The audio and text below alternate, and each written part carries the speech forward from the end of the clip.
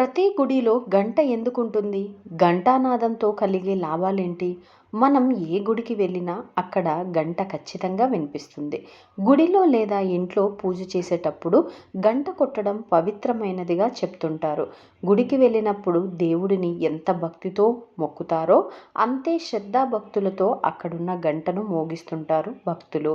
ఇంట్లో కూడా పూజ చేసుకునే సమయంలో గంటను మోగించడం ఆనవాయితీగా భావిస్తారు.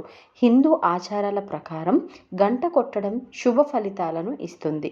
గంటను కొట్టినప్పుడు వెలువడే ధ్వని చాలా ఘనంగా, లోతుగా, నిరంతరాయంగా వినిపిస్తుంది. International academy of sound healing ప్రకారం ఏదైనా ఘనమైన, పవిత్రమైన ధ్వని వినిపించినప్పుడు మనసులోని ఆందోళనలు, ఆలోచనలన్నీ దూరమై ఏకాగ్రత, ప్రశాంతత నెలకొంటుంది. ఆ శబ్ద తరంగాలు మెదడుకు చేరి సృజనాత్మకతను పెంచుతాయి. గంటలను సాధారణంగా నిర్దిష్ట లోహాలైన రాగి, ఇత్తడి లేదా పంచధాతువులు వంటి మిశ్రమాలతో తయారు చేస్తారు.